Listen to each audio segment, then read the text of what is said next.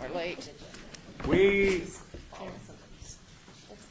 Let's call the meeting of the City Parkway 5 Incorporated Board of Directors to order. It's August 30, 2017, second floor conference room of City Hall. Could I hear a roll call, please? Member Adams? I hear. Member Emily? Here. Member Duddleston? Here. We have a quorum. Thank you very much. Moving to item number 2. Are we in compliance with the open meetings law? Yes, we are. Okay, item number 3 is public comment. Public comment during this portion of the agenda is to be limited to matters on the agenda for action. If you wish to be heard, give your name for the record. The amount of discussion as well as the amount of any time any single speaker is allowed may be limited. Seeing no members of the public here, we'll move on to item number 4. For possible action to approve the final minutes by reference of the regular meeting of April 3rd, 2017. There's a motion to approve. Any further discussion? All in favor, say aye. Aye. Opposed? The motion carries.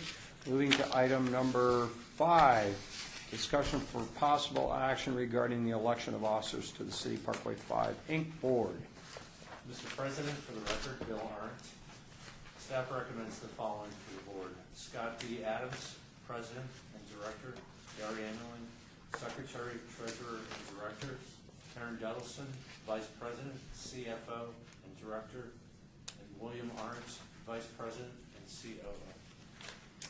Move the slate. There's a motion to approve the slate of officers as presented. Any further discussion?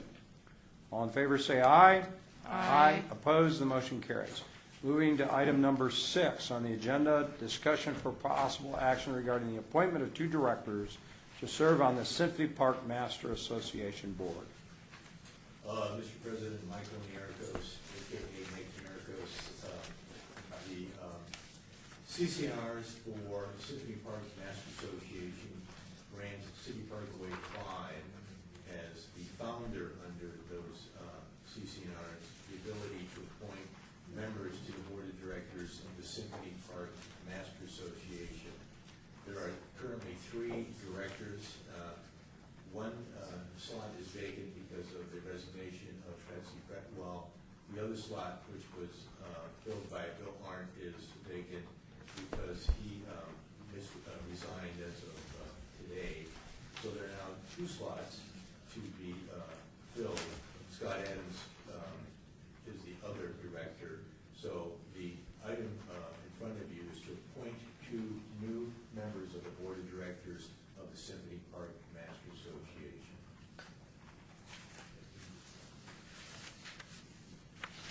And I believe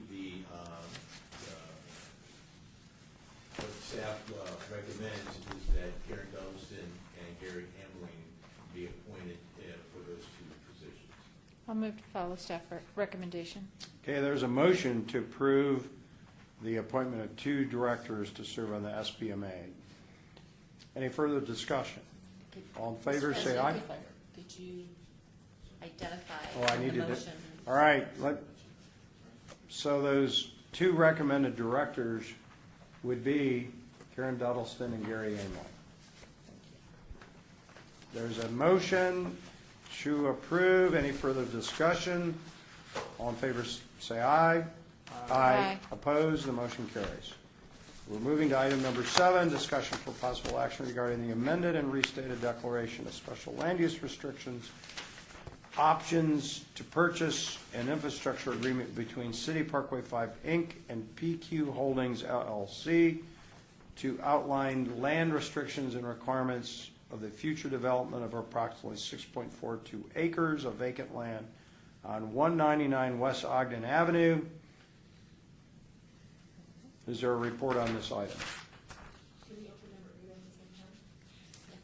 Okay, also open agenda item number 8, discussion for possible action regarding the transfer of membership interest letter between City Parkway 5 Inc. and PQ Holdings LLC to transfer membership interest of approximately 6.42 acres of vacant land on 199 West Ogden Avenue.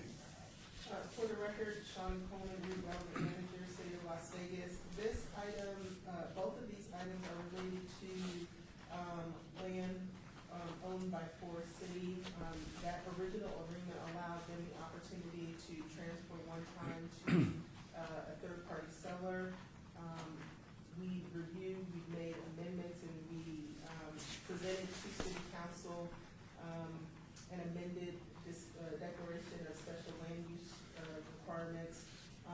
Further in that agreement, there was an opportunity for the new seller, again, to transfer one time to a third party based on special conditions, all which was presented to the City Council. So would our action on these two items be to ratify the actions that were taken by council? Yes, it is. So Okay. the request is to ratify both item number 7 and number 8. Okay. I'll move to ratify item number 7. Okay, there's a motion to ratify item number 7. Any further discussion? All in favor, say aye. Aye. Opposed, the motion carries. We'll move to item number 8. I'll move to ratify item number 8. There's a motion to ratify item number 8. Any further discussion? All in favor, say aye. Aye. Aye. The motion carries. Moving on to item number 9 on the agenda, discussion for possible action regarding a special event licensing agreement between City Parkway 5, Inc. and American Cancer Society on property owned by the City of Las Vegas, bond by 100 South City Parkway and 251 South City Parkway from October 6 through 9, 2017. Mr. President, for the record, Bill Arndt, Economic and Urban Development Director, City of Las Vegas. This item before you is for a 4-day special event known as Construction versus Cancer. And it is an event to support the American Cancer Society. The event sponsor, American Cancer Society, is requested to use this property, parcel D, E, F, and G.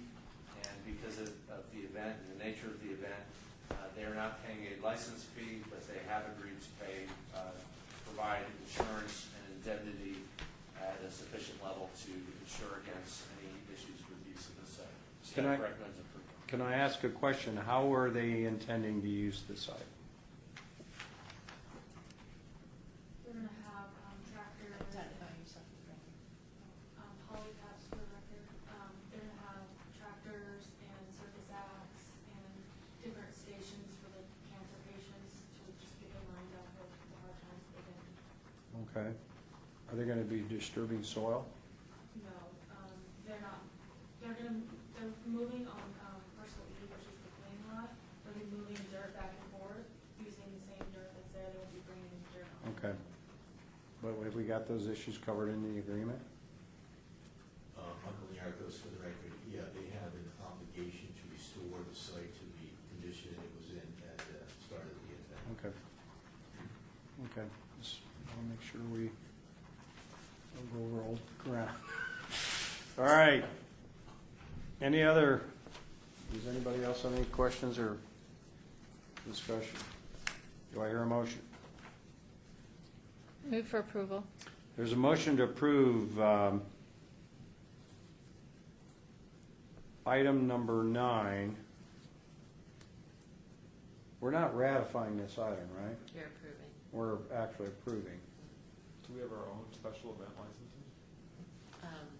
Because this is City Parkway 5, it did not go through the City of Las Vegas. However, as part of that requirement, they will have to go through as if anyone else going through a special event in the City of Las Vegas. Outside our agreement, this is the land Okay. agreement.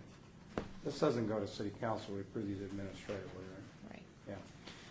Okay, well, actually, I won't say that.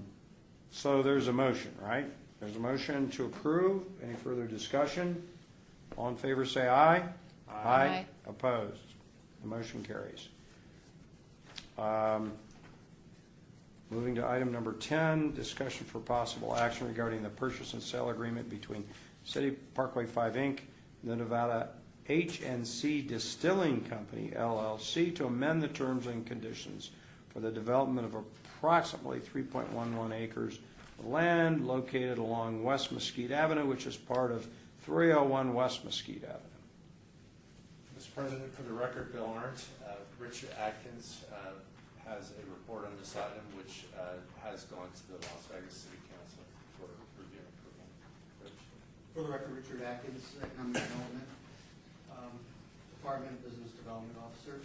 And on May 17th, the council approved this item. It was amended and restated purchase and sale agreement from last year from April of 2016. Major changes that were made to the document were to include the appraisal of a billboard sign that the city owns and gets revenue from, to be included into the price and to put into the contract so that the purchase price will be increased from approximately from the original amount from $562 to a little bit over $1 million. Additional items were made from the original purchase sale agreement. We were going to hold a note. The amended restated took away that note, and the purchaser is going to pay cash for this when it closes in December. It also lengthened the time of the development process for this project as well, given the constraints that they have to go through in regards to water and water, sewer, and elevations that they have to deal with in additional time to look to see if the property is developable and the project pencils out. And we made a provision in this for the adjacent property owner as well, right? The property owned by Steve Spann? There was no provision in the amended restatement. We took that out. We dealt with that separately through a boundary line adjustment. That's what I meant. I mean, so we've adjusted the boundary on this property to give them an accommodation. And the boundary line, Right. boundary line adjustment has been recorded, and Okay. the monuments getting set. Okay. Anybody have any questions or further discussion? Just being new to this City Parkway 5, so City Parkway 5 boundary extends on the other side of the highway? Rich Atkins, for the record, yes, it does. This was property that was bought from Union Pacific in like the early 2000s. Didn't this used to be City Parkway 4? Terry Ponticello, Assistant City Attorney. Previously, there used to be another nonprofit affiliate called City Parkway 4 that acquired that property. In fact, that was the first property that was acquired in the whole Parkway Center owned by Union Pacific. As time went on, we just collapsed all the corporations into one corporation, that being City Parkway 5. Mulaski Corporate Center, was that previously owned by City Parkway 4? Correct. Okay. Well, All right. City Not City 4A. Parkway 5, Not City Parkway 5. 4A. 4A. Okay, okay. All right, I'm glad we streamlined all that. Any questions or discussion? Move to approve purchase and sale agreement? It's a Ratification. ratification. Move to ratify purchase and sale agreement? There's a motion to ratify the purchase and sale agreement as presented. Any further discussion? All in favor say aye. Aye. Opposed? The motion carries. We'll move to item number 11, discussion for possible action regarding the professional services contract between City Parkway 5, Inc. and Design Workshop for professional design advisor services for future development located on the vacant land bounded by West Ogden Avenue on the south, South Grand Central Parkway on the east, West Bonneville Avenue on the north, and Union Pacific Railroad on the west.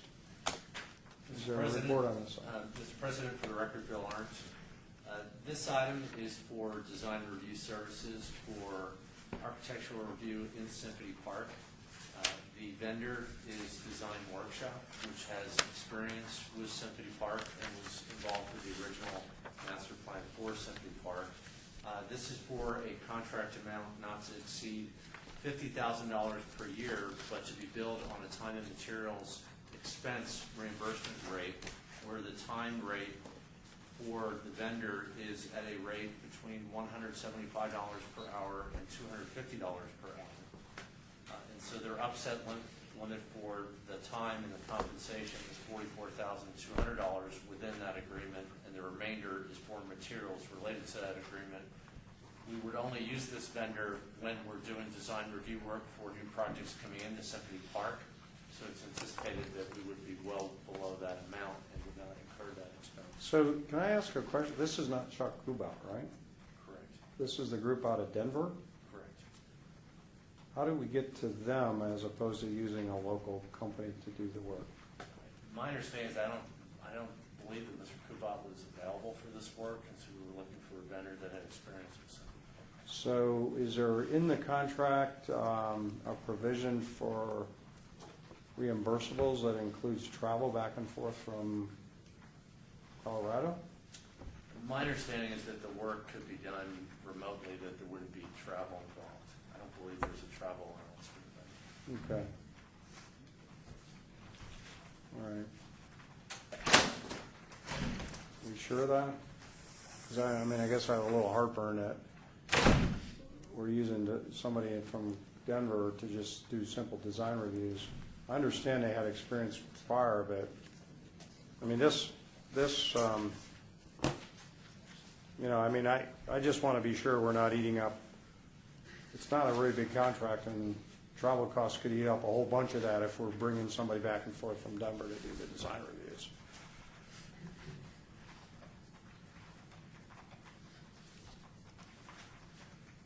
That would be my only concern. And let me ask you this, is it critical that it be approved today? Are we we have a time issue with approving it today so that, because we have subsequent reviews coming up that we need somebody to do?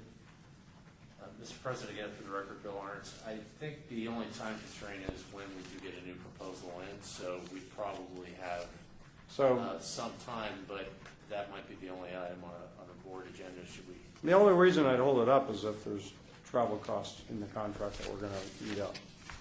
And that, I mean, that's, you know, just a few trips back and forth to Denver is going to be a significant percentage of this contract. I mean, it could be a couple $1,000, and it's. Mr. President, for the record, Bill Arndt, in Exhibit A to the. I mean, we don't have any of that stuff in front of us, so I can't say. Sorry. Mr. President, for the record, Bill Arndt, in the agreement, the Exhibit A to the agreement, page 15 of the agreement, lists out reimbursable expenses. Reimbursable expenses are in addition to compensation for basic services, which is the staffing review. Reimbursable expenses incurred by DW, such as but not limited to telephone charges, courier deliveries, video conference charges, and printing expenses shall be billed at design workshops costs and are set at $1,100 for this contract. Yeah, but shall consist of but not be limited to. So it could include that, should you get into a big project where they need on-site engagement and review. And that's my only heartburn. Does anybody else have any heartburn over that? Gary? So there's a hard cap though, total not to exceed $1,000-something. Reimbursables Yeah, I think that's One- inside the contract? $1,100, and then the other item, Okay, that'll compensation cover and it. design workshop for the services described here in accordance with the conditions of this agreement shall be on a time and materials with a top set amount for one calendar year as follows: $44,200. Note the principal, Jim McRae, assigned in this proposal is billed at the lowest possible rate, which is approximately a 17% discount on this current rate. And we've capped reimbursables at $1,100? Correct. Okay, well, I'm okay with that. All right. Or are we ratifying this one? Or Mr. President, for the record, Bill Arndt, you would be approving this, and also just one final comment, the term of the agreement would be 1 calendar year commencing execution of the agreement, so it would be for a calendar. So this is a reportable under our new system of under 50? purchasing, yeah, but don't we include this in the report to council on updates on purchases? I think those are only city actions. Terry Ponicello. Mr. Art, what is the value compensation? The total compensation is not to exceed $50,000. So $50,000 is under the $100,000 cap for reporting to council. No, I know that, but, you know, I guess, I don't know, you would know, you didn't know whether we're reporting these even though they're not city in that report we send to council on. You know, we have a report where there's the big projects and then we break down the consulting and other projects that are less. But I think that report is only in conjunction with a city resolution Okay. for city projects. Okay. I don't think it includes the, I'm not positive. Ben, or do you know? To tell you the truth, I'm not sure if I've seen that city Parkway line. Okay. I don't know that I have either, so I guess, And it is under 50, so it can be approved by the director of purchasing and will not go to council. It would be under that one. It's still on the report if Yeah, it's the city. but I haven't seen that city Parkway file on that report.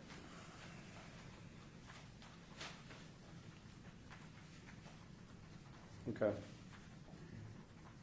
So what was the staff's rationale for choosing design workshop?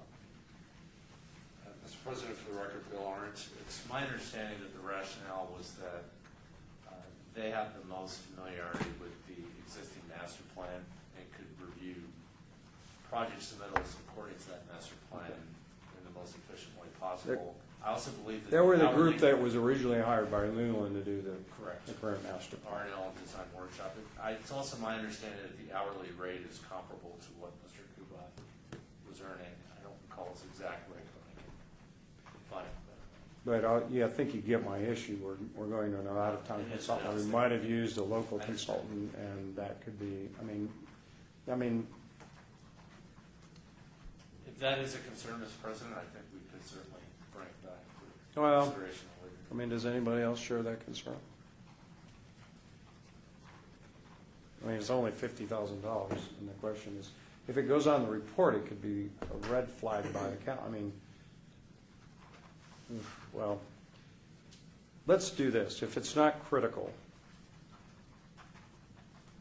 and I mean, what is our plan for the next meeting of City Parkway 5?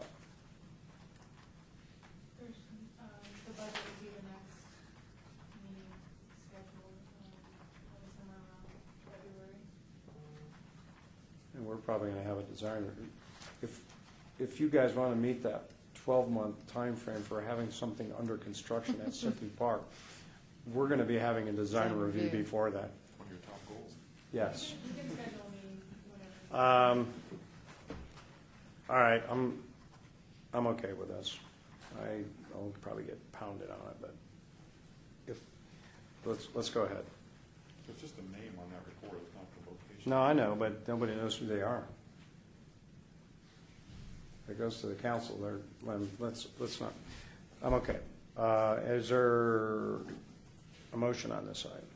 I'll move for approval. There's a motion to approve. Any further discussion? All in favor, say aye. Aye. Opposed, the motion carries. Let's go to the back. Let's see here. This is an item for citizen participation. Public comment during this portion of the agenda must be limited to matters within the jurisdiction of the board. No subject may be acted upon by the board unless that subject is on the agenda scheduled for action. If you wish to be heard, your name for the record, the amount of discussion on any single subject, as well as the amount of time any single speaker is allowed may be limited. Seeing no members of the public here, I'll call this meeting adjourned.